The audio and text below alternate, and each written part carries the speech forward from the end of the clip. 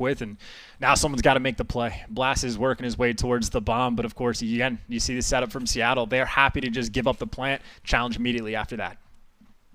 Decimate may have to try and assist Blast if he can get through you. Karma, of course, is bottom green. Octane right above Blast. Blast is looking. He knows someone's around there. Sniffs out Karma. Octane may look to try and trade this out, but been unsuccessful so far. Of course, Blast still right beneath him. He's been hunted down, and that's just fantastic instinct. And I think he gets a call out from his teammate as well, who just pushed past bottom green. Either way, now 2 versus 2 with 15 seconds on the clock. Still just 12 seconds though left. Of course, the bomb's going down. Someone from Seattle needs to find the kill, and Slack is going to be that guy. You get the kill, you get out of dodge, you get the round secure, and yes, Blast did make it interesting. But again, that just ties into the factor of they weren't making any mistakes, didn't make any overcommittals, so even when Blast makes the play, you sniff out Karma, you find a second big gunfight against Octane, there's simply no time on the clock, and that makes it infinitely easier to pull off these rounds. If you play aggressive and challenge out and then die, even if you have even odds from the side of Seattle, just because Gorillas have an extra 30 seconds to work with, it makes it so much more difficult. You're absolutely right.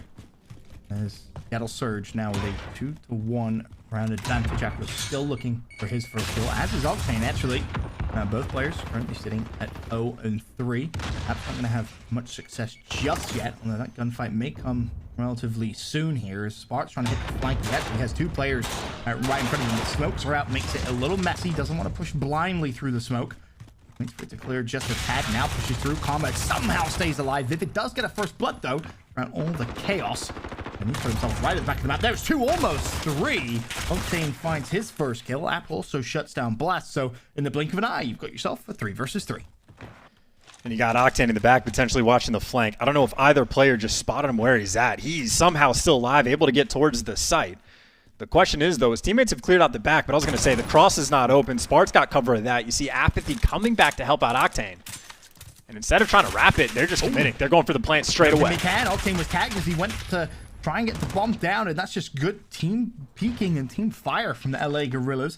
May force Seattle Surge to actually rotate this one out from B. There's going to be 1 player checking, should be Spot. If he gets decent timing, or maybe even Aqua might beat him there. Both players going to have a look. Karma was watching. He finds 1. There's the challenge on the site. Unfortunately for Karma, he gets bad timing, but now a 1v1. Karma's still somehow alive. He goes for the retell. Almost makes it a miraculous round for Seattle Surge, but it's not going to be the case. Gorillas win the round. They tied up 3-2. And what a bold round from a couple different players. Decimate just to be going for that challenge at the end, but I think decisiveness right there was the problem for Seattle. They never cleared out you. They knew that like Apathy had to come back to that rock just to help Octane cross to potentially get the bomb plant.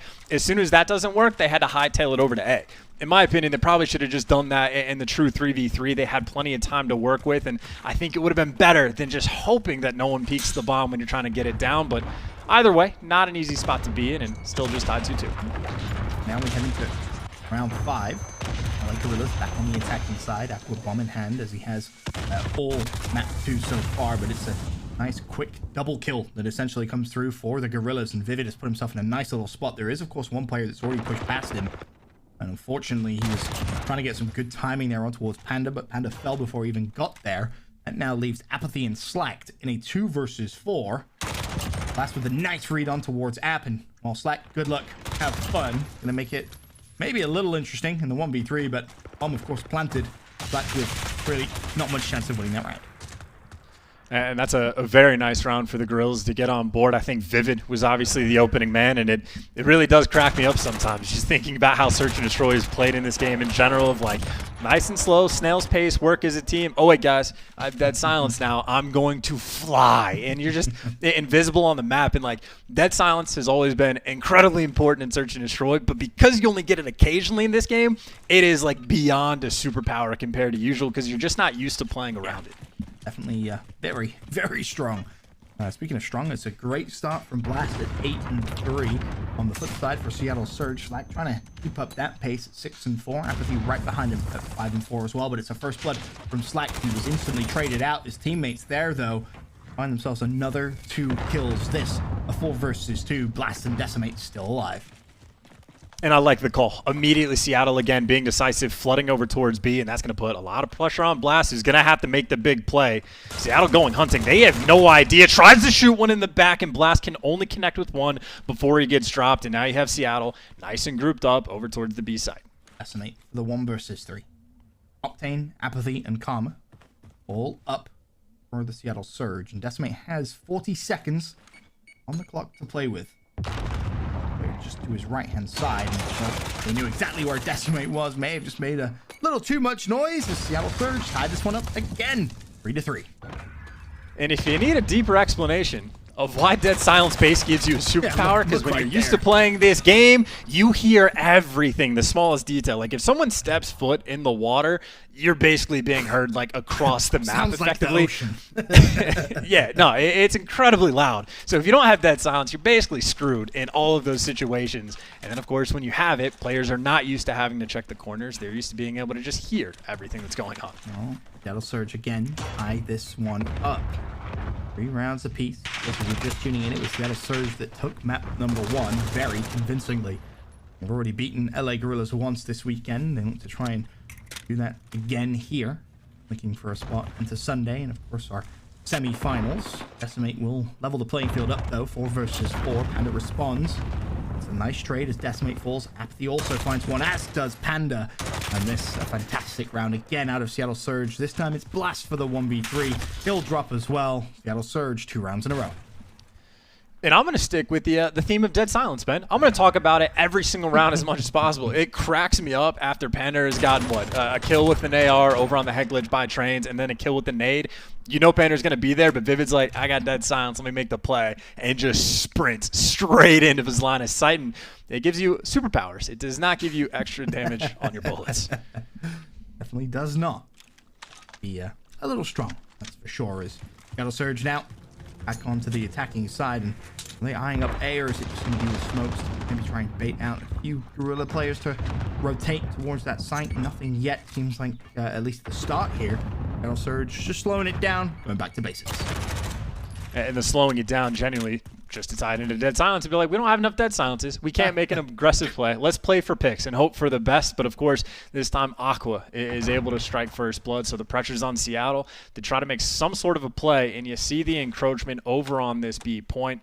And it looks like that bomb is going to be planted. Pressure on App to get a couple kills. He does get out with his life for now. Last find Slack. That may just be a bit of a nuisance here for Seattle Surge, but App may be thinking about flanking the flank, and that's just fantastic instinct coming out of him.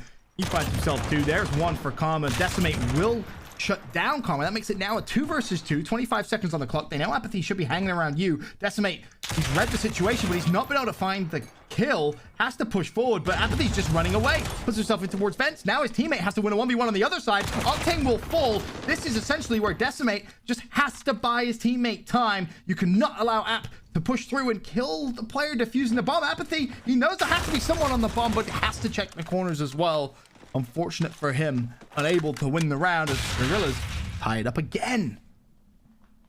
Oh, that's actual insanity. That is the Gorillas knowing the timing to a T. That was each player in the 1v1 having to make the perfect read, go and hunt each player down. And I don't know what kind of information whoever it was diffused had on Karma, but I mean, he got that kill again in the nick of time. He was maybe, 0.4, 0.5 seconds off of not being able to go and get that diffused, but that is a very big opportunity for Seattle to win the clutch round, even without the first blood. And then the Gorillas just made the better play, and Blast, by the way. 12-5. What a performance so far from him. 12-5, as you say, as we now head into round number 9. It's the LA Gorillas on the attack. No first bloods just yet, and all of a sudden, the game slows down massively. No one moving, everyone being patient, waiting.